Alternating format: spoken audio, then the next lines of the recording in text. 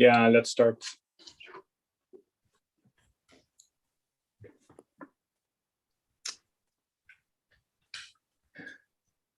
Welcome everybody to today's seminar in the series of the Origin Center. The Origin Center in the Netherlands is a collaboration between scientists from various disciplines, ranging from biology via physics and chemistry all the way to astronomy, including also geoscience, for example. We aim to work together on the question of the origin and evolution of life on Earth, but also elsewhere in the universe. Today, it is our pleasure to welcome Professor Paola Caselli. She is the director of the Center for Astrophysics at the Max Planck Institute for Extraterrestrial Physique in Garching, and also professor at the Ludwig Maximilians Universiteit in Munich. Before that, she was a professor in Leeds, in England. She was a scientist at Arcetri in Italy, and a postdoc at the Harvard-Smithsonian Center for Astrophysics in the US. Her interests are quite varied, but include in particular the formation of stars and planets and molecular spectroscopy. Paola is one of the worldwide leaders, it is fair to say, in astrochemistry, and she is leading many international projects, too many to mention all of them here. She became well known with her work on the hyperfine structure of N2H+ with Phil Myers, but she's also, for example, worked on the structure of pre-stellar cores with Mario Tafaya, on gas-grain interactions with Eric Herbst, on the depletion of carbon monoxide on grain surfaces with Malcolm Walmsley, on deuterium chemistry with Cecilia Ciccarelli, more recently on the chemistry of water with Evine van Dishoek, and I could go on and on, but I stopped, not because I'm running out of things to say, but in the interest of time, I would prefer to give the floor to Paola. Just one personal note: our paths have crossed a few times in the past, maybe 20 years or so. Certainly with the highlight being that we have observed together once on Christmas night and on a telescope in Hawaii. That was certainly memorable. And I am looking forward to seeing Paola in person again, hopefully this November, when she will be visiting Groningen, because she has received the Blauw visiting professorship from the University of Groningen, and she will be, visiting our city and our university, deliver a public talk, give lectures to students, and interact with staff and students. So everybody's also welcome to come over to Groningen and meet Paola in person. But for now, we are looking forward to her seminar on our astrochemical origins. Thank you, Floris, very much for your super nice introduction. And I will now share the screen and start. So it's, of course, a pleasure to be here talking to you. And of course, I would have preferred to be there in person and see all of you there. So what I will do today, I will just take you basically to a journey from our galaxy to our Earth, basically, and show you how important is astrochemistry for, say, our understanding of how stars and planets form, and also to point out that during this process of star and planet formation, we have a very complex chemistry that gets very close to the first steps of our life.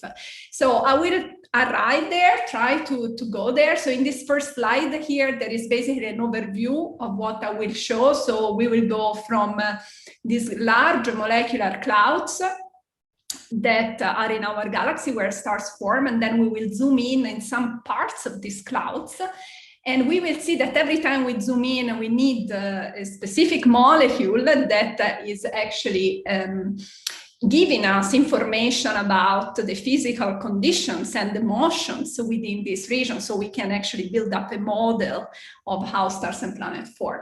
We will then end up with the formation of disks. These are the so-called protoplanetary disks that surround young stars, and where planets start forming, we will see. And then I will always make some connections here and there to our solar system and see that at the end, if we really wanted to understand the main message is, if we really want to understand our origins and probably also the origins of life, we really need to link all these steps together. We can't miss one of these with these steps. So let me start just showing you the large variety of molecules that are seen in the interstellar medium. It's even more than that. This is actually only updated up 2020. And you can see, you don't need to read all these names, but you can immediately see that actually in space, where you are not supposed to have very large and complex organic molecules, because you have all kinds of processes like radiation or very low densities. No, we are talking about densities that are just like hundreds, thousands of H2 molecules per cubic centimeter, so orders of magnitude smaller than what we have here in our atmosphere. Still, you can make here large molecules, and some of them are actually say precursors of prebiotic molecules. So for example, this aminoacetonitrile that was discovered in 2008 by Arnaud Belloche and collaborators toward the regions of star formation. This molecule is only one step away from the glycine, which is of course one of the simplest amino acids, and has not been detected yet in space, in the sense, say, in the clouds. It's very difficult detection to do, but we know it's present, for example, in comets and meteoritic material, but we will go into that later on. So during this, talk, I will then introduce these dark clouds. These are the regions where basically all the ingredients for star and planets and also us are present. So everything is there. We just need to mix up things a bit. So dark clouds and prestellar core. These prestellar core are particular fragments of these dark clouds. And these are the regions that, in fact, will collapse to form star and planet. Then I will go through some basic astrochemistry so that everybody will understand the next slides. I will then focus a little bit on deuterium fractionation. This is important, as we will see, also because our oceans are deuterated. And this is some kind of a mystery, but we can solve this mystery if we consider our astrochemical history. And then I will talk about the beginning of this organic chemistry, this complex organic chemistry that goes on in space, and it will then be, transmitted from clouds to later stages of evolution. And finally, we will reach, the stage where planets are forming. So one thing, this is always useful for, we talk about complex organic molecules, but of course, this is a terminology that is used by astronomers who are not very familiar with the chemistry, and especially with the truly complex chemistry. So we say that complex organic molecules are those molecules with more than 6 atoms. Okay, so everything that has more than 6 atoms, or 6 atoms for us, is a complex organic molecule, also called COM or COMS. So let me start with our Milky Way, the beautiful galaxy where we are. And this is a optical picture, actually pre-Gaia, sorry. But this is still telling us what the main message that I want to give here. Our Milky Way is, as you have sometimes the luck to actually see it in the sky, you can see this bright lane of material that actually are just stars very far away, too far away to see them individually. So you just see this basically Milky Way brightness. And then this brightness is obscured once in a while, actually quite often, as you can see here, but by these dark lanes that are the dark clouds that I'm talking about. So these are the regions, in fact, that are making the future generations of stars and planets. So these clouds are dark because in the visible, they do not emit any light. Actually, they are absorbing it. They are absorbing the light that comes from the background, from the stars, because they are composed by, of course, the majority is molecular hydrogen, but they also have a lot of tiny little dust grains, and these dust grains absorb the light that comes from behind the cloud. So this is why they are dark. And they're also cold. They are about 10 Kelvin in temperature. You see, they are the total length, say the total size of the galaxy is about 100,000 light years. So now I just put on how you could see our galaxy if your eyes could actually see 2.6 millimeter. This is the wavelength of the transition of the fundamental rotational transition of the CO molecule, which is the most abundant molecule after H2, after molecular hydrogen. It's the most abundant molecule, and it's also much easier to detect this because it's easier to excite at these conditions. And you can see that where you see dark in the optical, you see really bright in CO. So these are basically the chemical factories, you know, these dark clouds are the chemical factories. Then, as I said, we need to zoom in. So from 100,000 light years, we go to about 1 light year. And now we started to actually consider these dark clouds. You now know why they're called the dark. And in this particular picture, there is the emission from dust grains at 500 micrometer. That this is coming from Herschel data. It was taken some years ago when Herschel was flying. It was launched in 2009. So interstellar dust, for those of you who don't know, I mean, they are, as I said, the small particles mainly are made out of silicates, amorphous silicates, or carbonaceous material, or and, because sometimes we also think there is a mixture, and the size goes between, say, about 10 angstrom in size to about 1 micrometer or even larger than that, but with the grain size distribution. So the majority of the dust grains are probably around a fraction of a micrometer inside.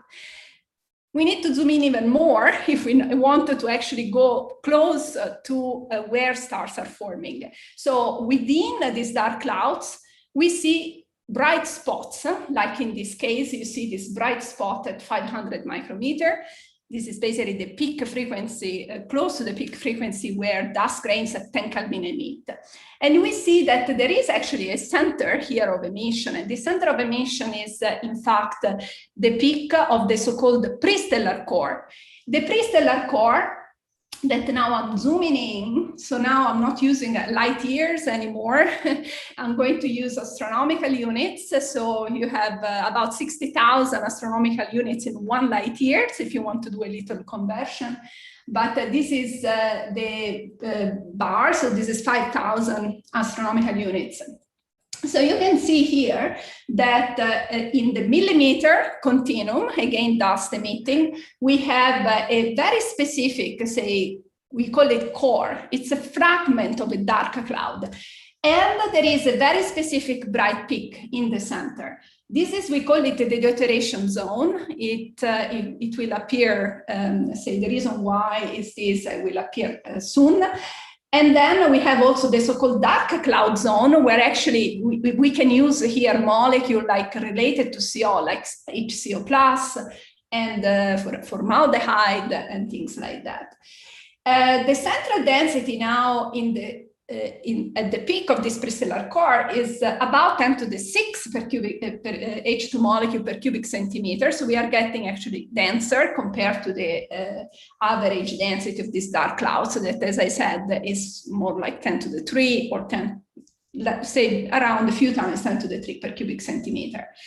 One thing that we measured some time ago is the temperature inside this pre-stellar core. So these pre-stellar cores don't have a star yet. It's just before star formation. We see that they are contracting thanks to molecular lines. but they don't have a star yet in the center. So we use ammonia observations because ammonia actually is a very good thermometer, a beautiful molecule that is very abundant, in fact, in these regions. And observing the 1,1 and 2,2 transitions that are happening while there is this quantum tunneling, the motion of the ammonia, like the umbrella motion. So you can see them very easily at 24 gigahertz. And using interferometric, so large telescopes, we could actually measure this drop in temperature toward the center of the prestellar core. This is the distance from the dust peak, and this is the rotational temperature. And you can see that with the interferometers, so going really deep inside, we get to about 6 Kelvin. So this is, and the green curve here is a prediction from a theoretical calculation of radiative transfer of these type of objects. So we have 6 Kelvin, which means that the molecules, heavy molecules that are around, like for example CO, get completely or almost completely frozen onto these dust grains. So they accumulate very thick icy mantles. And this is in fact what we believe is going on. So we have our silicate carbonaceous material in which is the dust grain, surrounded by these thick icy mantles, mainly containing water, but also CO because it's freezing out. And from CO you can form methanol, and then you can also form more, say, complex molecules. So now, before I move further, I would like to give you a little bit of a quick tour on this basic astrochemistry, just to make sure it's clear what's going on in this space. So the first thing you need to know is that the molecules, say several of the molecules that we are observing, are formed on the surface of dust grains. The main one, which is H2, is, as I said, this is the most abundant, of course, so the hydrogen is actually formed, and we know this since the 60s, so since a long time. It is formed thanks to the fact that we have these little dust grains that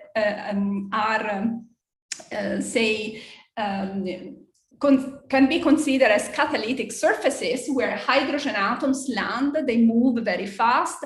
They can encounter other hydrogen atoms, and when they encounter each other, they react, form H2. And when you form a molecule like H2, you have some formation energy, extra energy, due to the process of, say, molecule formation. And a part of this energy is actually released to the dust grain, and partially is used by the molecule to go back in the gas phase. And this is how we form H2. We can go through the numbers, but it's not so important. This is just the rate, say formation rate per cubic centimeter per second, that shows that you need to have, of course, some hydrogen. So this is the number density of hydrogen atoms, the thermal velocity of hydrogen atoms, the cross-section of the grain, and then the dust number density, the sticking coefficient, which is typically close to 1 for species, and then the reaction probability that, for example, for the H plus H reaction is equal to 1. And these are the numbers that are known. Now, this 10 to the minus 16, so a higher rate, is actually present in case you actually have a large fraction of the dust that is in small grains, like these PAHs, polycyclic aromatic hydrocarbons, that are typically found in slightly more diffuse regions, and they are very bright in regions that are illuminated by stars, because then they emit specific frequencies. So because of the larger surface area, you can actually form H2 much faster. The next step is the formation of H3+. This is really the first step toward chemical complexity, and it will be clear in the next slide. So in fact, after the formation of H2, we have this other super important ingredient for chemistry, which are the cosmic rays. These are these relativistic particles that are accelerated by supernovae. So during the shocks, there is acceleration of particles like protons, but also heavy nuclei. that are basically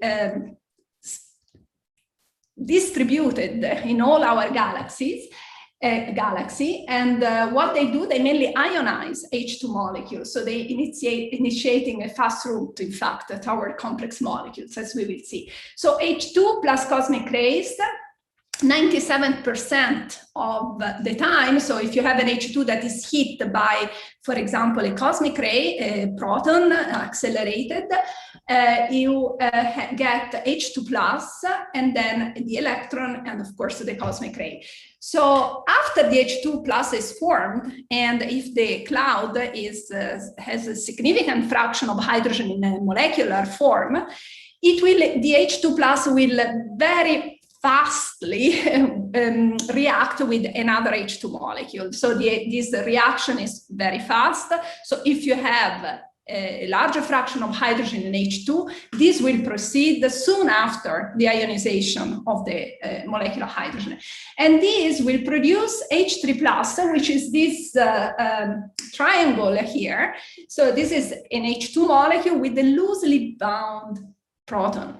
And this is the secret, this loosely bound proton that can be given to other elements. For example, if it encounters an oxygen, it will just give this proton to the oxygen, and you form OH plus. OH plus, then again, it's very reactive, can react with H2, and it will be able to abstract this time a hydrogen atom and form H2O plus. And so on and so forth until you actually get rid of all the valence electrons available, and then you cannot add another hydrogen. But at this point, the H3O plus can, for example, dissociate, recombining with electrons, and then form, for example, water, which is a very important ingredient, but also OH, which will then form O2, reacting with an oxygen atom, or just give, say, an oxygen atom in the gas phase. On the other hand, if it will encounter C, a carbon, then you have actually the proton given to the carbon, so it forms CH+, which will then immediately react with H2 molecules, and you get to the CH3+. And here, upon dissociation, you start the hydrocarbon chemistry. And for example, if instead with electrons, CH3+ reacts with oxygen atoms, which are also very abundant, so this reaction can give rise to the HCO+, and then the CO. This is a super important reaction in the gas phase because it makes this superabundant CO molecule. From the point of view of the surface chemistry, this is the super, how to say, simplified version of what we have in our chemical models. And this is basically the surface chemistry for astronomers. So we have the surface of the grains that, of course, is much more complex than this square barrier, but we are just assuming that there's some kind of regular barriers where atoms of molecules can actually accrete from the gas phase here. And then if in this case, for example, you have a hydrogen atom or a deuterium atom, so relatively light elements, these elements can either thermal hope if they have enough energy, or for example, if the temperature is really low, they cannot even thermal hope, they don't have enough energy, they can quantum tunnel. So hydrogen, in fact, and also deuterium can scan the surface of the grain very fast, even at low temperature. So that's why you get all these hydrogenated molecule. So which hydrogenated molecule I'm talking about? Well, this is, of course, is H2 is one, the first one that we see, but in general, we have the so-called association reactions. So in this case, we have, for example, this generic reaction, hydrogen plus X, where X could be oxygen, carbon, nitrogen, or CO. And this association reaction will actually, with the hydrogen, will transform very fast oxygen atoms into water, carbon atoms into methane, nitrogen atoms into ammonia, and CO molecules into methanol. So you see, you are saturating very fast these molecules on the surface. And the trick of this is that, of course, the accretion of elements onto the surface of the grains is relatively slow because the densities are not very high. and this is depicted here. You have to wait, say, a few days to get, for example, in a typical dark cloud, a few days to get, I don't know, hydrogen atoms on top of the grains. But as soon as you have this hydrogen atom on top of the grain, this hydrogen will diffuse extremely rapidly through this quantum tunneling, and it will react basically immediately. So it's with whatever is available, okay, on the surface. So this is, say again, just going back to the picture at the beginning. So in a more diffuse cloud, so when there is, say, there are not many molecules around, the hydrogen is mostly in an atomic form, etc. You have these bare grains with, of course, starting forming H2 molecules. But as soon as you get into a dark region, then is when you actually start to build up these thick ices. And thick ices that mainly are made out of course, water, because oxygen is the third most abundant element.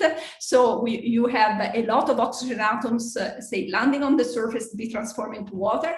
But also you can have methane and also methanol later during the evolution of the cloud, when most of the carbon becomes actually is transformed in the gas phase into CO molecules that then freeze out. But we will go into this.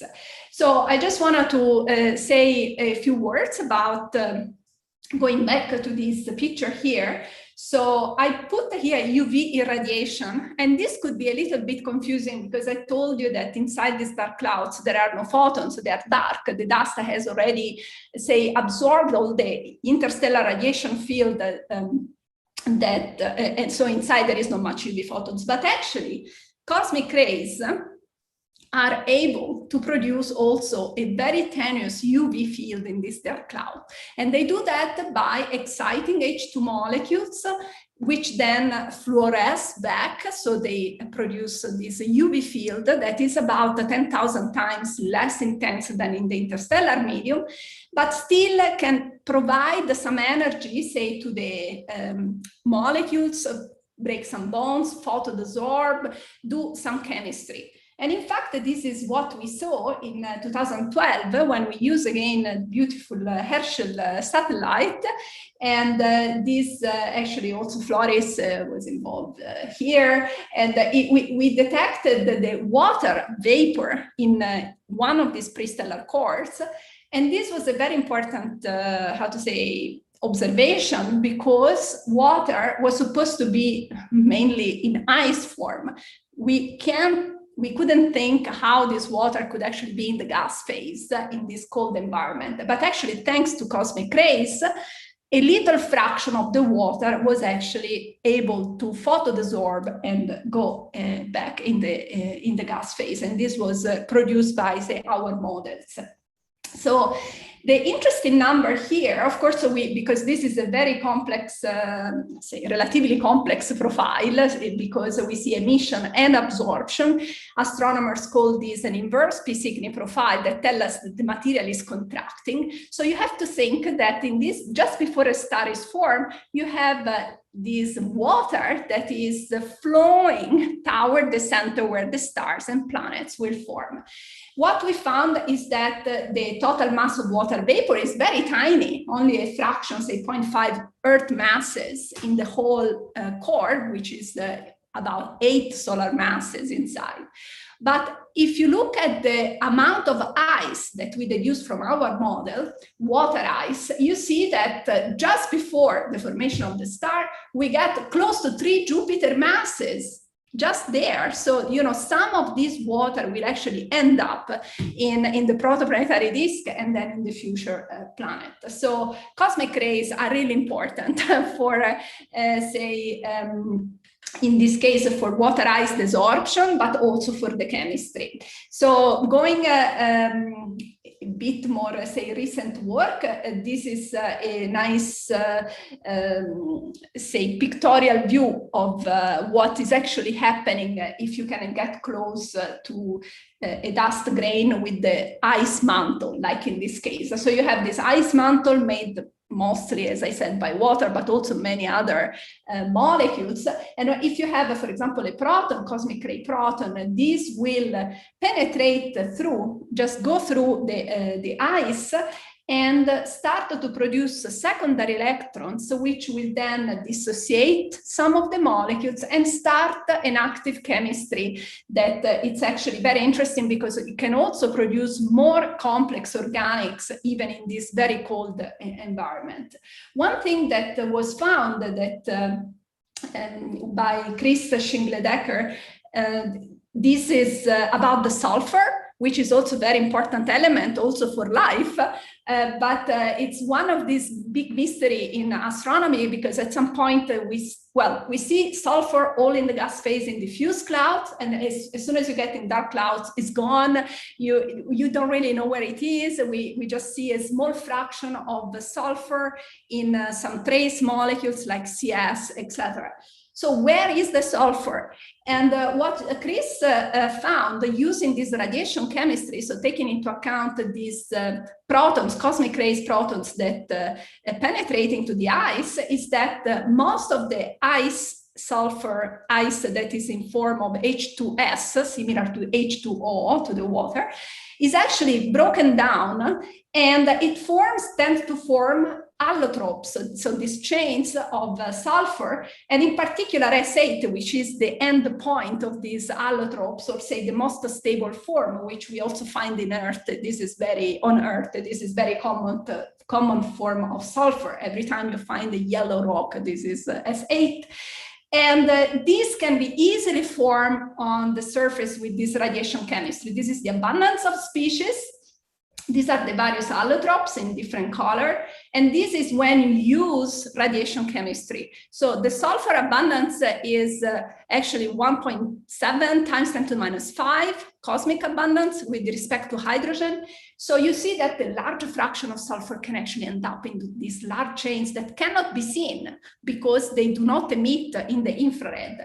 But there is a way to actually kind of discover them. For example, if you irradiate them with UV, you can actually break them and desorb some pieces of these S8 chains. And this, in fact, was detected. These smaller chains were detected in the comet visited by the Rosetta mission. And so this is actually telling us that maybe in the comet, actually also there are lots of these sulfur chains that we also predict. So for the deuterium fractionation, as I mentioned at the very beginning, deuterium fractionation is interesting for us because our oceans are deuterated. And by this, I mean that our ocean have a D/H ratio in water that is about an order of magnitude higher than the primordial D/H ratio, which is the cosmic abundance or the pre-solar, protosolar, say, abundance, which is here. So you see here, these are the giant planets, Jupiter, Saturn, Uranus, and Neptune, and here is the Earth D/H. And you see there is a 1 order of magnitude jump. And very close to the Earth are the carbonaceous meteorites, in particular the CI family. And this is Enceladus. So this is one of the moons of Saturn that is also enriched.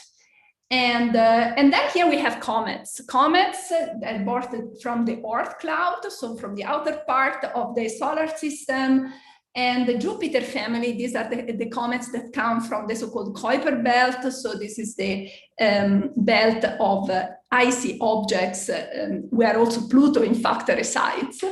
And here you see that the deuteration of some of these objects, in particular this carbonaceous meteorite and this specific comet that was measured with the Herschel, they have very similar values than Earth. So one question is, of course, how this deuteration came to be. Is it because it has been brought by comets after the formation of the Earth, or by carbonaceous meteoritic material, or the Earth was actually partly formed by carbonaceous meteoritic. This is a long-standing issue, and there is a lot of work. Every day I see new papers on this, and it's very, very kind of a hot topic.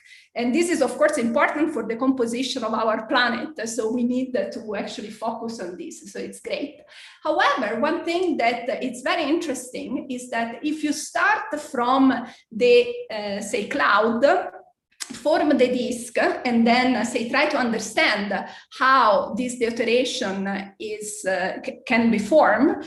It's interesting that in the past there had been several models of this, and in fact, if you do not take into account the material that is coming from the original cloud, you are not able to reproduce this high deuteration if you just start, say, with an isolated disk, say the protosolar nebula, as many people are, say, working on.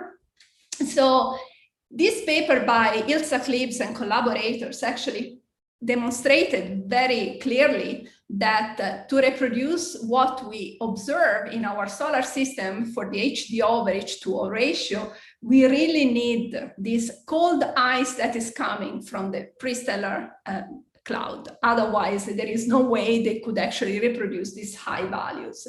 So this means, and this is the first message on this point that we really need to connect to our, say, original cloud, that pre-stellar core chemistry is important, and some of this chemistry is maintained during the formation of the planets and specifically in our solar system.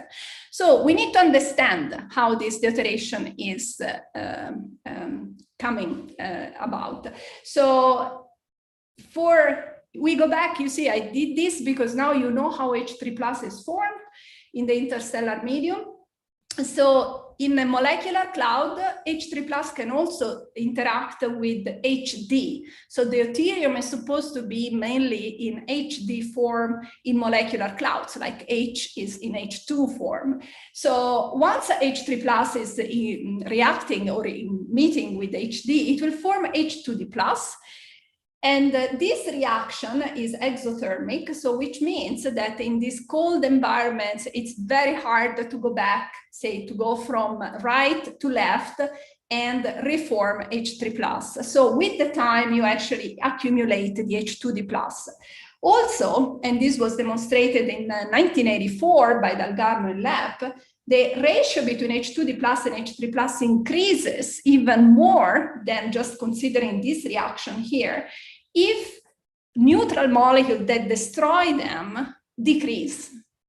And they can decrease because, as I said before, they can freeze out onto dust grains.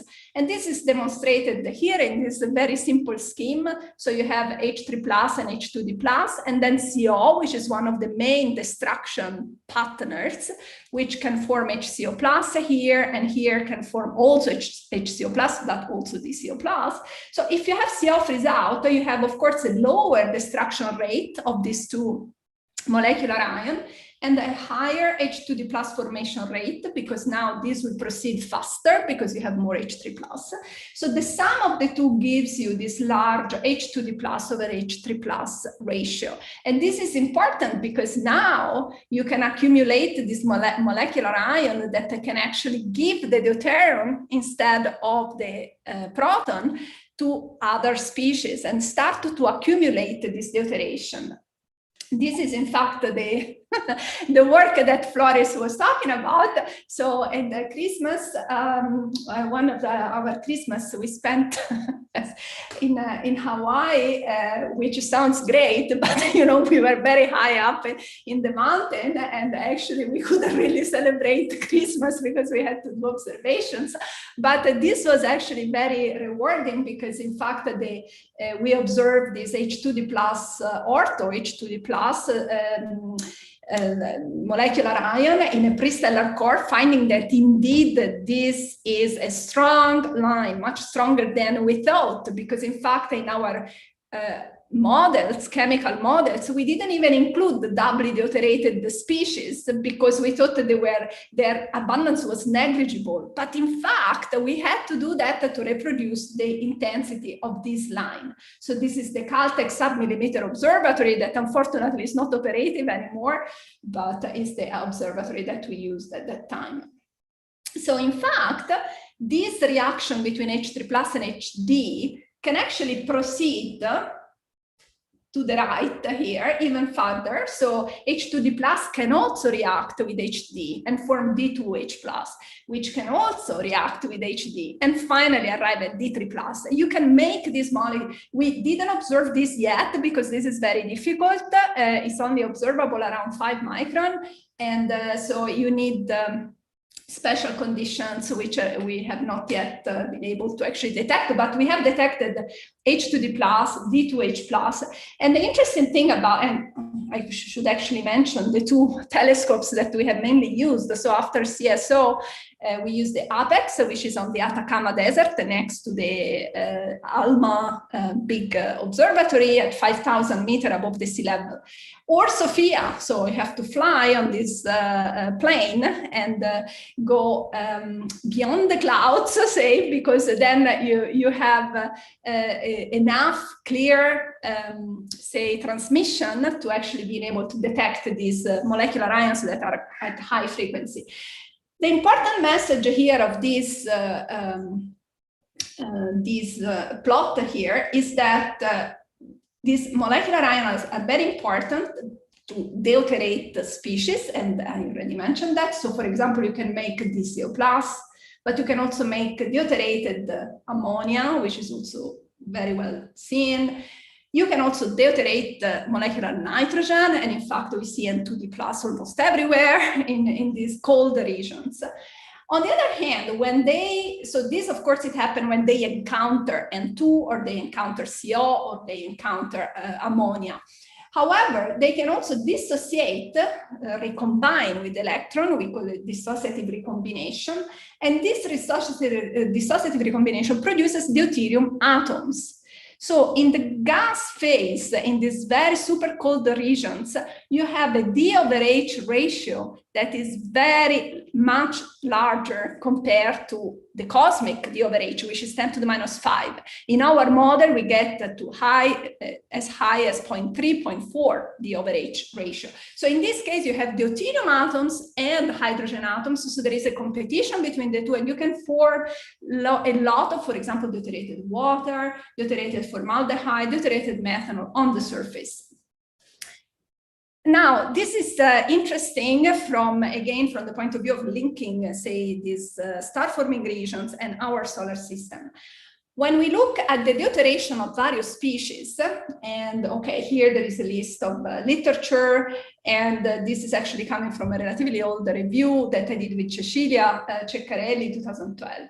So we see here a plot of the deuteration, the over-H ratios, for various molecules, and the various color indicates singly, doubly, and triply deuterated. So one thing that was immediately noticed is that the deuteration in organics, for example, methanol, is significantly larger than the deuteration that we see in water. So why is that? So this is something that we have been thinking about, and we believe actually that what is going on, we are just seeing an evolution in time of the chemistry. I will explain in a second. So we think that this larger deuteration in organics is due to, if we just consider this ice evolution time. So what happens? So if we are in the more diffuse medium, so before the formation of the dark cloud, I already mentioned this, you have an almost bare grain, maybe with just a few islands of a little bit of water here and there. Then you have UV photons from interstellar radiation field, cosmic rays, and all of these can actually be very destructive at this point. However, when you get into the darker region, you actually start to accumulate the icy mantle. You have, as I said, water, CO, CO2, methane, and ammonia. But only when you get close to the prestellar core, level, say, where the densities are very high and the temperature are very low, you start to have this, we call it catastrophic CO freeze out. So most of the molecules of CO are actually accumulating on the surface of the grains. So it's at that point where the deuteration is boosted up following the Gardner lab. And you have this D over H ratio in the gas phase that becomes very large. So you can super deuterate the CO molecules and form a lot of deuterated methanol. So this is the predictions that we have for this, if this material will be then transported into later stages of planet formation, then we should also be able to see this difference between deuteration of water and deuteration of organics. And indeed, I have to admit that there are not many points here for the organics, but this is a similar plot that I showed earlier for the D over H in water. And here, so you have seen these numbers already. You didn't see the Titan value, but it's here. This is the Earth value, and this is the protosolar nebula. These are all the comets. Here in yellow, there are 2 points where there have been detection of deuterated molecules in organics in the comet. One is 67P in methanol. And you can see that this is significantly larger than, not as large as what we have, say, in these pre-stellar cores or young star-forming regions, but still significantly larger than the D over H in water. So there is some similarities, at least with the comet, that we have been able to observe, measure so accurately because Rosetta was there. But we also can actually measure very accurately the D over H in meteoritic material that actually comes to us. So we don't have to go to actually find it. Well, we have to go and find it maybe in the Antarctica or in the desert, but they are here on Earth. So what you can find in carbonaceous chondrites that are among the most primitive and less differentiated material that we can handle, we find that the D over H in hydrated silicates, so this is the deuteration of the water, is actually of the order of 10 to the minus 4, which is very similar to the water in our oceans. However, if you look at the so-called hot spots, so these are the regions where actually you have some form of increasing in specific isotopes. In this particular case, these are related to organic material. You see here that the D over H goes up to actually 1%, so much larger than this. So this is exactly goes in the same direction as what we see in space. So now let me spend a few minutes on the complex organics. And the complex organic molecules, as I show you in the second slide, they are basically everywhere. We see them in close to star-forming regions, but, and this is, for example, in a spectrum of a very famous star-forming region, the Orion Nebula, where you see a zoo of molecules in there. And this is simply because you have a bright star that actually evaporates these ices. So you have all them, and you have a lot of also warm chemistry going on in the gas phase. So you have a lot of interesting chemistry, and you see all kind of complex organics. But what we found is that the complex organics can also be seen, if you actually integrate long enough with the telescopes, can also be found in pre-stellar cores. And in fact, we think that the first steps toward this organic chemistry, complex organic chemistry, really come from these pre-stellar cores. And you can see this here, for example. This is one of the latest images coming from ALMA. And so this is again the Atacama large millimeter and sub-millimeter array on the Atacama Desert. And you can actually go in very much detail in this pre-stellar core. So this is another one that we mapped with deuterated ammonia. In fact, this little O stands for ortho. This is one of the form of the deuterated ammonia. And if you look at one of the complex organic, methanol, you see that actually methanol does not coincide where, you know, the ammonia is, so where the dense core, the very cold core is, but is on one side. So it's obvious that the methanol and other complex organics that have been also studied by other people, and I put here some examples, they tend to be located at the edge of the core. And this is in fact because it's where the CO, catastrophic CO freeze out is. So there is a big correlation between where you get this catastrophic freeze out and where you start this complex organic chemistry. And also they don't like very much the radiation field. So in fact, this core is irradiated from one side by a large star that is quite far away, but still there are these photons coming through. And it doesn't, in fact, you don't see much of this complex organic in this side. It likes to be protected behind. But you can imagine that on the surface of these dust grains will be fully enriched with ice that contains methanol and also other organics. And we explained this some time ago, actually, with Anton Vasyunin, who used updated reactive desorption efficiencies. So by reactive desorption efficiency, I mean the efficiency of desorption of a molecule upon formation on the surface of dust grains, like H2, no? As I said at the beginning, but in this case, also bigger molecules can desorb. Recently measured in the lab, also photodesorption rates that recently measured at that time, and experimental plus, of course, theoretical studies on these neutral-neutral reactions that are very important in the gas phase. So what, oops, sorry, I just need to, it's a little silly movie. I don't know if, yes, so this is, it shows the abundance of the species, including the complex organic molecule as a function of radius. Of a prestellar core, and it shows in fact that with time you actually start to form these complex organic molecules, but they will basically mostly reside in the ice. So what we have here is the gas phase abundance of this molecule. And Anton in fact predicted the peak of this gas phase, say, location, gas phase peak location of complex organic molecules away from the center, which is very close to what actually we see in observations. So I think at this part also here, we think we started to understand. So with the just before the formation of the protostar, you really have enriched thick icy mantles that you are accumulating just before actually starting the planet formation business. Of course, if you are then switch on a young star, and eventually this will happen in these prestellar cores, this is the fate of these objects.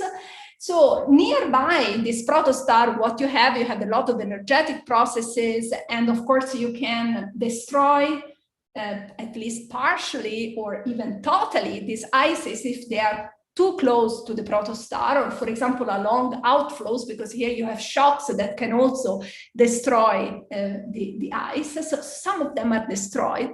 So you get in the gas phase lots of complex organics, which you can then observe very clearly. And it's interesting to see a comparison between the abundance of molecules that are observed in these very young suns, say young stars, and what has been detected with high precision into the comet 67P that is represented by this picture here. And here there is a very famous young stellar system.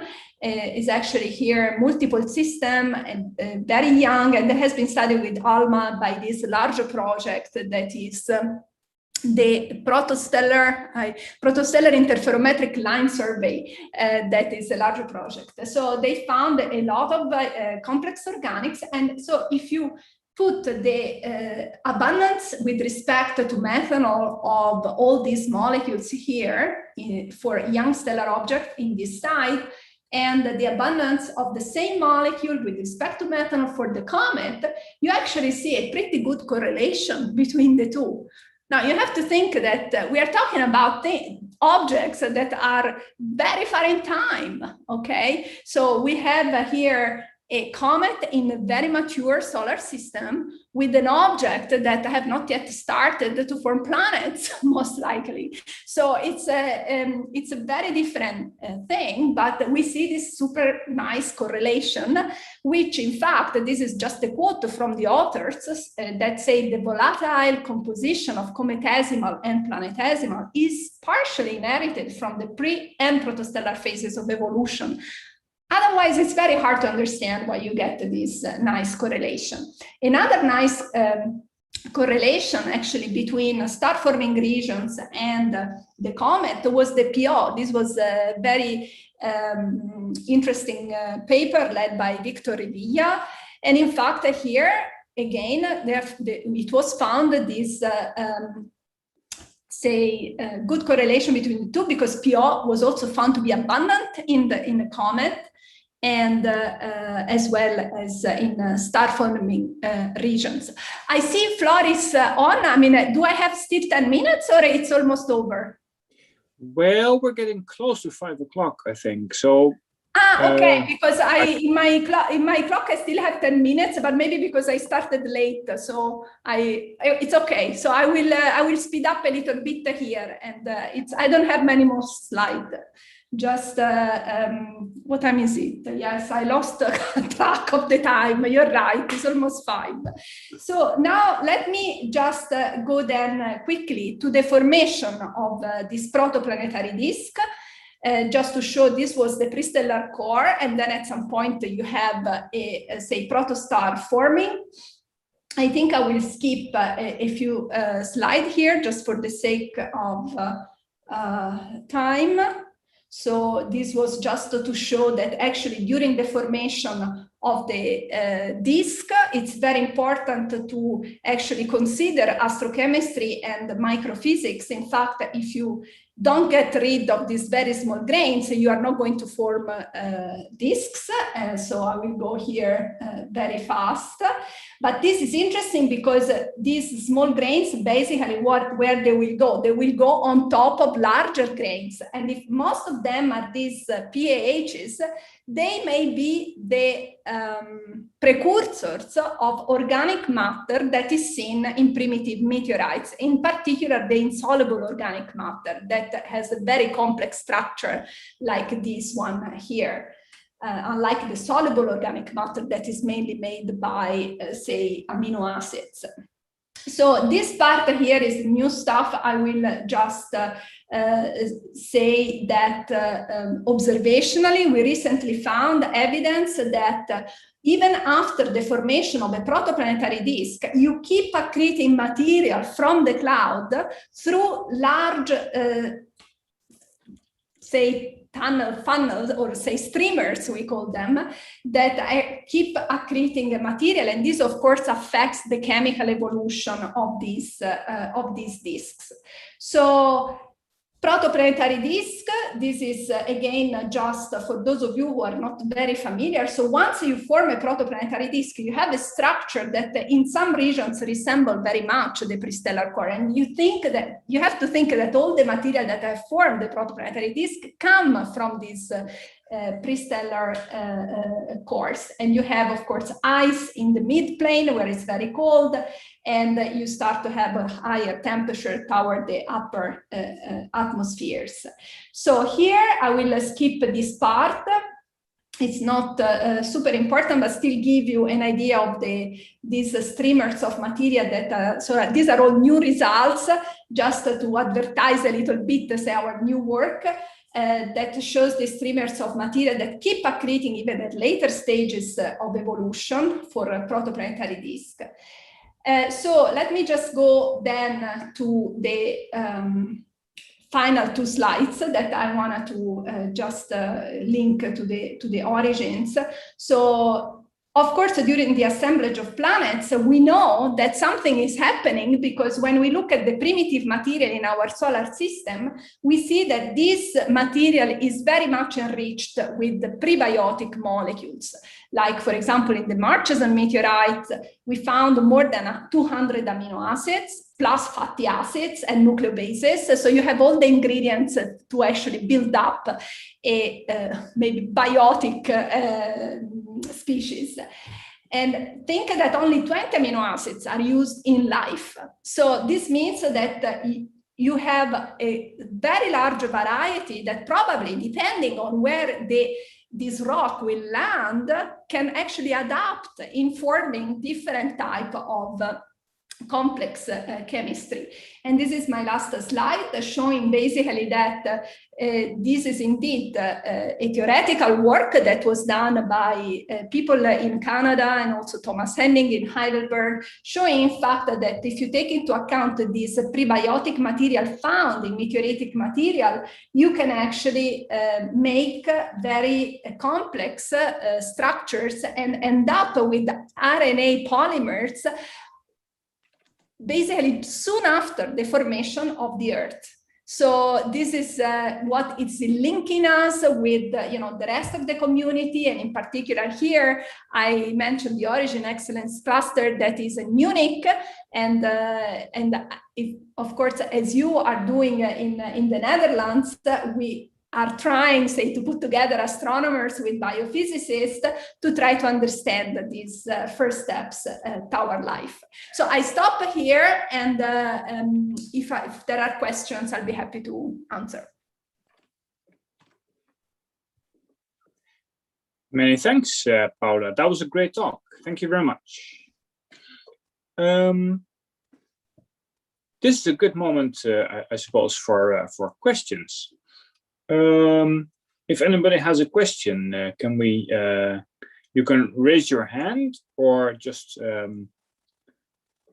announce yourself by voice. While I put the conclusion slides in case somebody wants to read the main bottom lines of the talk.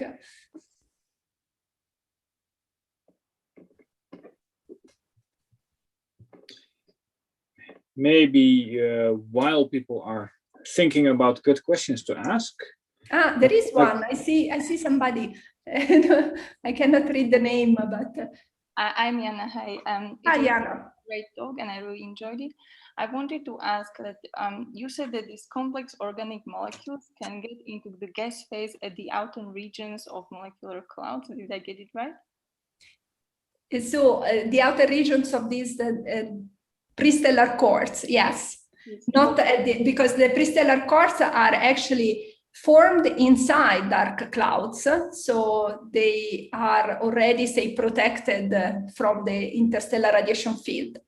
Okay, so this would not experience radiation from other stars. Exactly. Yes. Yes. So that's why they and how likely or how long can they stay in this gas phase before they again get attached to dust particles? Yeah, that's a good question, because in fact the depletion time is relatively short. So to have an order of magnitude estimate, we typically consider 10 to the 9 divided by the number density of the cloud that you are looking at, years. So in the outer part of the cloud, you have something like 10 to the 4 per cubic centimeter. So the time for this freeze out is about 10 to the 5 years, which is actually shorter than the dynamical time scale at that time. By dynamical time scale, I mean, for example, the free fall time, or a time that allows this cloud to actually contract. So it is supposed to freeze out relatively soon. So you need actually a process of reformation. So what we think is going on is that while, for example, the methanol, that is the easiest to understand. So you have the CO molecules frozen, you get the hydrogen that hydrogenate the CO. Once you form the methanol, you have part of these molecules going up in the gas phase. Then they will freeze. But by the time this molecule freezes, there will be another one going back. So you will actually establish some kind of equilibrium in these conditions. So you keep accreting, reforming, and desorbing. And in fact, we see the methanol, this was a work mainly by Schibelli and Shirley, I mentioned in one of the slides, where they actually find this methanol almost everywhere in this. So they did the survey of this prestellar core, and they see it everywhere, and apparently it's quite extended as well. So it's an equilibrium process. Okay. Sort of. And so then, so is there a time, or maybe during the formation of the protoplanetary disk, when these molecules, these complex organic species, experience irradiation from other stars? Is it for the ones which get to the outside of the disk, or? Right. So once you are, once these molecules, assume that now we're just thinking about all the molecules in the ice, no? So you have these dust grains, these heavy molecules in the ice, the dust grains that form the protoplanetary disk, and the protoplanetary disk is indeed irradiated, say, by the central young star. And especially this irradiation will become more and more with the time, because at the very beginning, you still have all this accretion of material from the cloud, you know, that in a sense obscures the central object. But with time, you lose this mother cloud. It's gone, especially because there are also these very powerful outflows and winds that get rid of the mother cloud. So at that point, you are left with a lot of irradiation.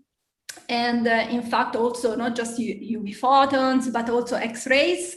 You can have flares, you can have all kinds of energetic events that indeed could provide, you know, a sort of energy to break some of these simple ices and make more complex organics. So that's something that, again, has not been done accurately, or say has not been done. Let me say that has not been done. In fact, my last point in the conclusions that are here is, say, you see, if we really wanted to understand this, how this chemical complexity is growing, we need to be bold enough to make sure that we can follow the chemistry and the dust, so this ice and dust mixed together during the evolution, together with what you are talking about, so basically the irradiation, etc., to understand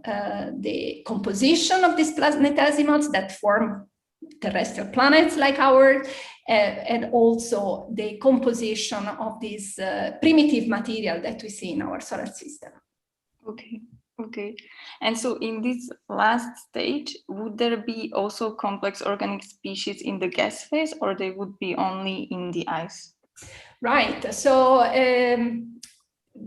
so in the stage where you have a protoplanetary disk, so you still have enough, say, dust grains, and not all the material, or not most of the material, is actually ended up in planets, we still see gas phase molecules, and of course their abundance decreases with the evolution. But for example, let me go back to a couple of slides here. Yes, so for example, this is the protoplanetary disk, and species like organic species like this HCN, but also this so-called cyanopolyene, HC3N, and the CH3CN, and also methanol has been detected. We don't go to very high complex molecules here, because most likely because of the sensitivity limits that we have. But of course, there is a nice bright future, because with SKA, most likely this will probably be possible to look at these organics. So for a significant fraction of the time, of the lifetime of this protoplanetary disk, these molecules can still be in the gas phase, but there is still this back and forth ice and gas with the evolution. That depends, of course, yes, on where they are in the radiation. And of course, if you start to make large grains, so dust coagulation, you have to imagine that whatever ice is actually ended up in the center of these regions, we may not ever come back at all. For example, this is what we think is going on with the comets. So it's an agglomeration of these icy grains, and only the surface of the comets get irradiating and processed, but inside you keep this fresh ice intact. And this is why we think the composition of this ice is so similar to what we see in these young star-forming regions. Oh, okay. Thank you so much. You're welcome. Very good questions. I have a very silly question, Paola. So, sure. As a mathematician, I know, of course, very little about all this measuring equipment, and I have a good picture of putting up an enormous apparatus on the top of a mountain, you know, that is highly engineered, and then pointing it at some point in the sky, try to follow it. But taking a plane into the sky, apart from being above the main atmosphere, I suppose, I mean, that thing just goes all over the place. So how does that measurement, how does it actually work? How do you get good data from a plane? Well, you have to, yeah, that's also a good question. Well, but in a sense, you know, this is not so different as when you actually send a satellite that also orbits, you know, the Earth, but also our telescope are moving because our Earth is rotating. So you have, of course, say, to have a good pointing, first of all, so your telescope must be very well, fixed and following the source very well. And then it gets the correction on the fly. So you have basically just everything is connected to a computer that actually track your source and basically move the telescope to follow the source. And you know, Sophia, so this is the telescope you're talking about, this telescope that is flying on this large plane. Unfortunately, I have to say, it's our only far-infrared observatory at the moment. And there is no way, even with ALMA, even going at 5,000 meters, we can't observe some of molecules, even some of these light deuterated molecular ions that I was showing on the ground, because their frequencies are too high, and basically our atmosphere is opaque to that. So we really need to go as high as possible. Say, the best, of course, could be to have another Herschel, but that there is nothing at the horizon as good as Herschel was in terms of spectroscopy capabilities, because we really need also very high spectral resolution capability, because the lines that I've shown in these regions are super narrow. So you really need. Sophia is doing very well because it has a very good receiver. So it's our, last far-infrared, and we were really trying to keep it flying for as long as possible. Maybe I can just briefly add that another option besides stratospheric observatory is also to use balloons. So You're this right. is something that is sometimes explored also. And I think with ESRON, so my institute, we're collaborating on a balloon that is hopefully flying in a year and a half from Antarctica. So that's another option for these far-infrared observations, which is, you know, also has its own limitations. It's a little more stable environment than you get from the airplane, actually. It's, of course, not as good as space, but it is, you can do certain things pretty well. So that's also one option. So you reach altitudes in that case of like 35, 36 kilometers or so. So it's quite a bit higher than you can do with airplanes. Great. Yeah, that's a good news. So you said later this year it will be flying. Yeah, initially it would have been end of this year, but due to the pandemic, I think it has been postponed for a year. You need certain weather conditions for these balloons, and they happen mostly in December somehow.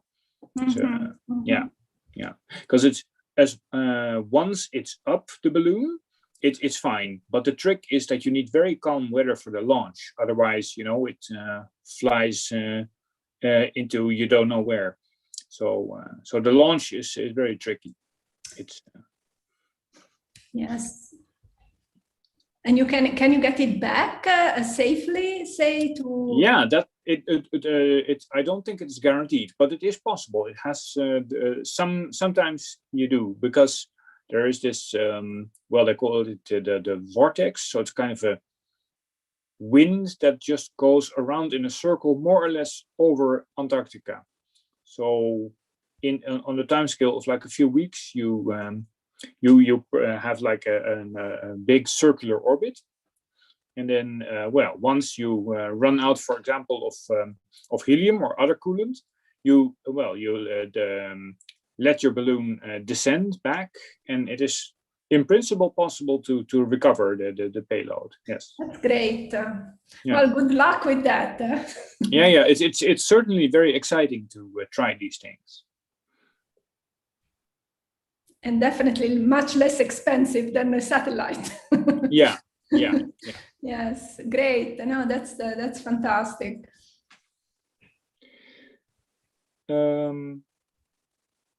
I had a brief question myself about this water on Earth, because often so there seems to be a difference between the water in our oceans and the water in like deep inside the Earth. Is in particular, our oceans seem to be richer in deuterium than the water in the deep interior of the Earth. Could you comment on how this may be possible in view of? I have to admit, I mean, I don't know the value for the deep, so the water, say, in the crust, or in the mantle, sorry. Do you know what is the difference? Yeah, I think it is a factor of a few, so it's not huge, but it is enough to be measurable. So the water in the ocean is more deuterated than the one in, okay. Well, I mean, I have to say, I can give you my kind of, intuitive answer, but people should not take this as the correct answer. So I haven't heard a lot also about the discussion about selective. So, for example, the water in our ocean that can be evaporated, of course, evaporates, there is the whole water cycle, etc. So it could preferentially, some of the water molecules that are evaporated, and some of them can reach, say, high enough altitude to get dissociated. There is a preferential, loss of hydrogen versus deuterium because of being just simply lighter, the hydrogen, and being able to escape more, more compared to the deuterium. Now it's a factor of 2 difference. So with the many, billions of years, maybe if, let's put it in this way, if the water on the ocean, so on top of the crust, is actually staying there for long enough to get this enrichment going, this could work. Okay, so it's something that maybe one should, if this is correct, it could give us also some, it could be tested, I guess, with all the tectonic plates and all the theory that we know about how the water is recycled down and back. So, and these I have to say I'm not familiar with, but it could be interesting to actually see if this could make sense. So this could be a possibility. I'm happy to chat with you more, but actually there were a few people who were interested to sign up beforehand to also chat with you. Maybe we should give them a chance. I don't know if they're around here. Yes, yeah, if there are some other students, or I'm happy to answer more questions if you have. Or perhaps, Bob, can you check if there are any further questions on the YouTube channel? There aren't any. There's still several people watching, but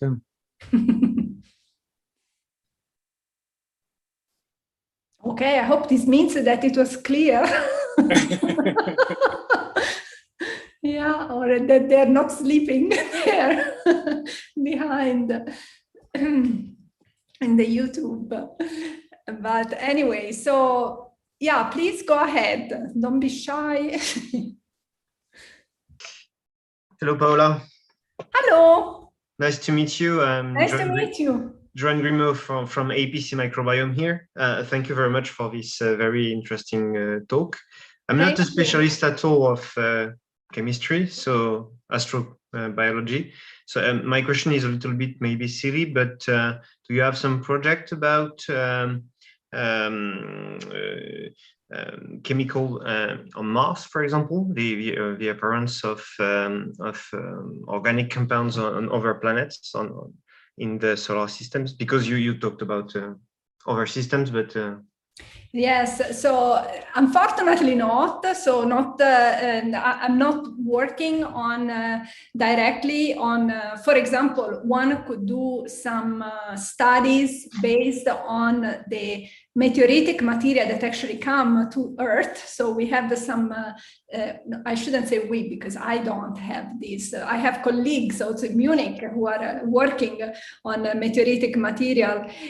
So that is something that, in fact, there is an idea of making some connections, you know, to try to, say, compare, say, the composition of this type of rocks and material to, for example, more primitive material or undifferentiated material, but I have not done that myself, so I cannot answer, I cannot say much about that, but it's definitely an interesting thought. So you were saying to link so the composition, say, of these, for example, of rocks in Mars with what we see in comets or in early phases. yes. Yeah, I think with in the next, so relatively soon, we should get also some samples back. So that will, of course, also help a lot to do this type of studies, and specifically to understand how far in complexity, you know, the chemistry on Mars has gone. That would be fantastic to know. Yeah, absolutely. So I have a colleague working on an exobiology NASA project, but he's investigating the similarity between Mars, for example, and deserts in Earth, such as Atacama Desert. So I was wondering if it's somehow related to your work, which is in the stars, but yeah, no, this is not, but it's a nice nice thought, in fact. I mean, I don't know if you have been in those type of environments, but if you go there in Chile, and especially toward the, say, Atacama, it really feels like you're not on Earth anymore because of the dryness and the basically absence of, you know, almost absence of life. And then, of course, if you look carefully, you see a lot of extremophiles, actually, if you just take a rock and up. So yeah, that's a nice project, but I cannot tell you anything about. I mean, I just, I have been to Atacama and that's it. I have not studied the composition. Yeah, thank you. You're welcome.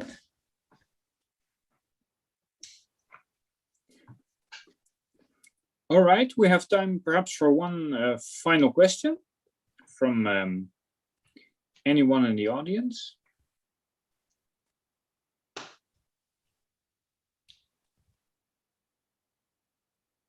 I don't see or hear anything. So perhaps we can take that as a sign that everybody was clear, Paola. I hope. And then, of course, yes, when I will be in Groningen, then we can talk more and even, discuss about these new ideas of connections to, say, also maybe Mars. I have not really thought about it, so that's an interesting thought. Yes, that's a great idea. Mm-hmm. Great. So looking forward. Yes, looking forward to seeing you in person again. I should stop the sharing, I guess, because otherwise, let me see. Ask. Yeah. Okay. Yeah. So thank you for the invitation. Well, thank you very much for your talk and the nice discussion we had afterward. Yeah. And with that, I'd like to conclude. I wish everybody a nice rest of their day, and hope to see you soon, perhaps in 2D, but even better, I hope in 3D.